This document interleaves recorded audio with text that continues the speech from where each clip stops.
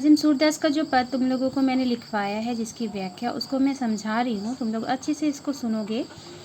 कि अब कै राखी लेहू भगवान, हो अनाथ बैठियो द्रुम डारिया, पारधी साधे बान, ताके डर हो भाजियो चाहत, ऊपर ढूक्यो सचान, दूहु भांति दुख भयो अनिह, कौन उबारे प्राण, सुमरत ही अहि डसो पारधी, कर छुट्टियो संधान, सूरदासर लाग्यो सचान ही, जय जय कृपा निधान।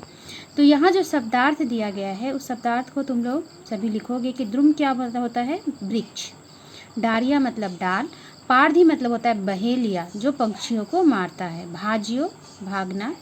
ढूकियो मतलब होता है छिपा। सचान 5 पक्षी। अहि मतलब सांप। और डसियो मतलब होता है डसना।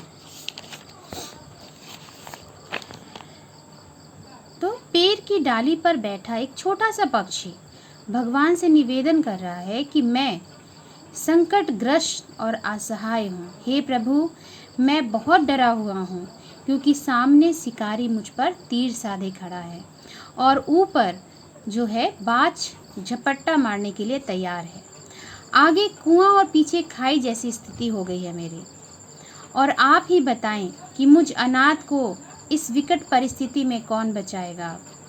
लेकिन पक्षी जैसे ही ईश्वर का स्मरण करता है, जैसे ही ईश्वर को याद करता है, कि अचानक एक सांप शिकारी को डस लेता है, जिससे उसका निशाना चूक जाता है, क्योंकि वो पक्षी को मारने के लिए बाण उठाए हुए था। तो जैसे ही सांप उसे डसता है, उसके हाथ से निशाना चूक जाता है और जो तीर है वह तीर पक्षी को न लगकर ऊपर जो छिपा हुआ बाज था उसको लग जाता है। तो इससे पक्षी का जो संकट है वो दोनों तरफ से टल जाता है। सूरदास जी कहते हैं कि हे कृपा निधान, जिस तरह आपने उस पक्षी की रक्षा की, उसी तरह आप मेरे ऊपर भी कृपा करो और मुझे संकट की घड़ी से निकाल लो। सूरदास के पद का दूसरा भाग देखेंगे।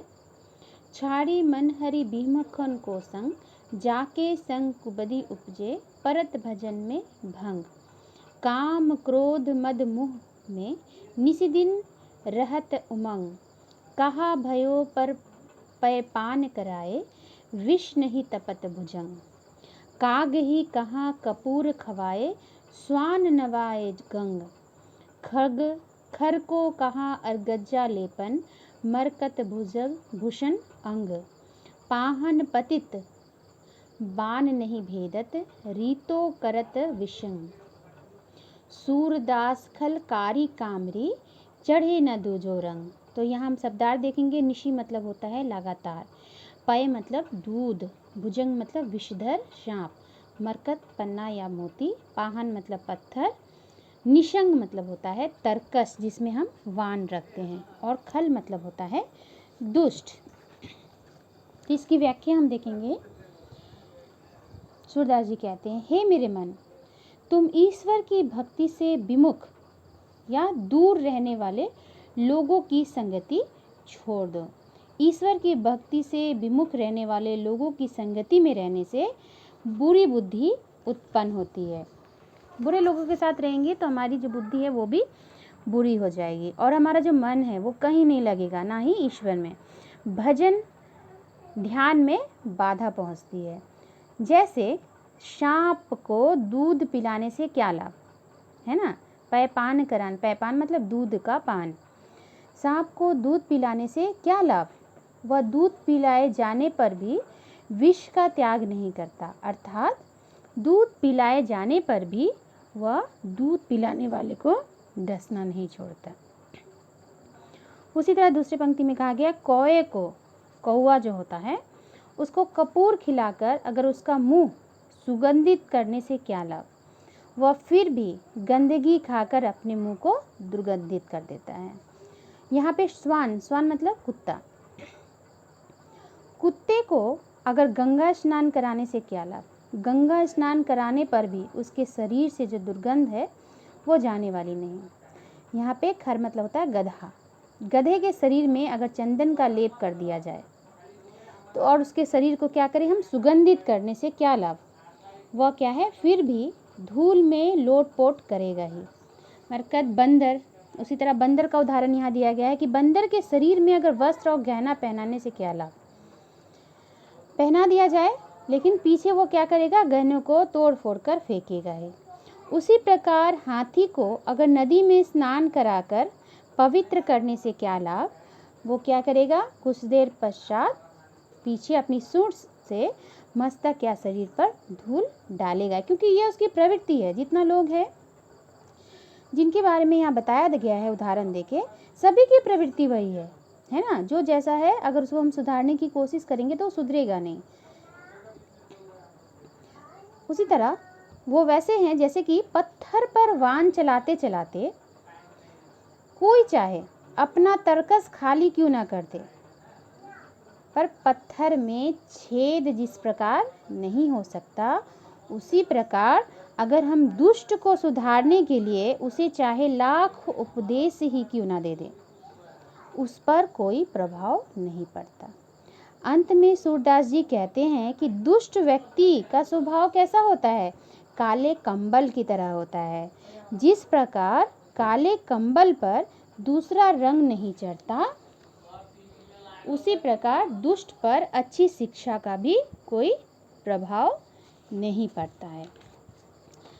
तीसरा जो है वो हम देखेंगे, यशोदा मैया के बारे में यहाँ बताया गया है कि यशोदा मदन गोपाल सुभावे, सुभावे मतलब सुला रही है। यशोदा मैया जो है मदन गोपाल मतलब कृष्ण को सुला रही है। देखी शयन गति त्रिभुवन कापे, इस बिरची भ्रमावे, आशित अरुण सित आलस लोचन, उभय पलक परि आवे, जनु रविगत संकुचित कमल, जुगनिसी अली उड़न न पावे। अली मतलब होता है भौरा। श्वास उदर उर्सतियों, मानो दुग्ध सिंधु छवि पावे, नाभि सरोज प्रकट पद्मासन, उतारी नाल पचितावे, कर सिरतर करी श्याम मनोहर, अलक अधिक शोभावे, सूर्यदास मानो पंगपति, प्रभु ऊपर फन छावे। पंगपति मतलब है शेषनाग। बिरची मतलब होता है विधाता, विधाता मतलब जो ईश्वर को रचना करता है, विधाता। आशित मतलब बुरा, अली मतलब भौरा, उर्सती मतलब होता है हृदय, आलक मतलब केश, छावे मतलब होता है शोभायान करना।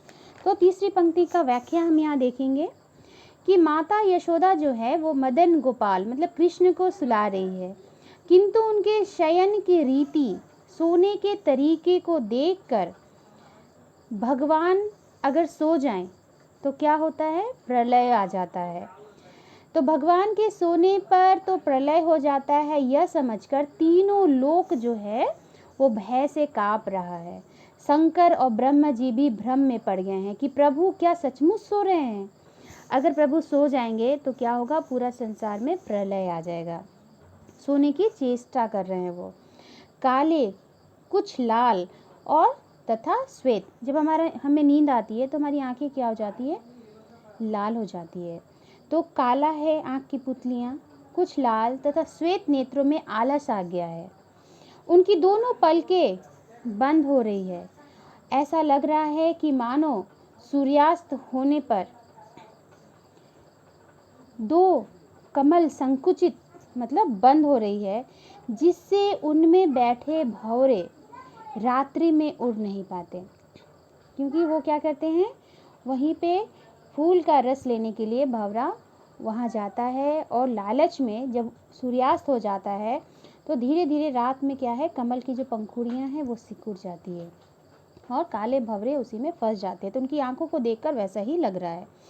ना भी कमल तो प्रत्यक्ष ही है, किंतु ब्रह्मा जी कमल नाल से उतर जाने के कारण अब पश्चाताप करते हैं कि मैं प्रभु के नाभि के निकले कमल पर बैठा ही रहता तो आज भी उनके समीप रह पाता। श्याम सुंदर कृष्ण को कहा गया है। श्याम सुंदर ने हाथ को मस्तक के नीचे रख लिया है। वो सोने के समय हम क्या करते हैं, अपने हाथों को अपने सर के नीचे रख देते हैं। अतः अब मुख पर घिरी अलके और अधिक जो है उनका शोभा दे रही है। सूरदास जी कहते हैं कि ऐसे सोते हुए जब हम उन्हें देखते हैं तो ऐसा लगता है कि मानो शेषनाग प्रभु के ऊपर अपने फनों से क्या है, छाया किए हुए हैं। तो ये जो है व्याख्या, उस व्याख्या को सभी कॉपी में लिखोगे और इसको पढ़ने का कोशिश करो।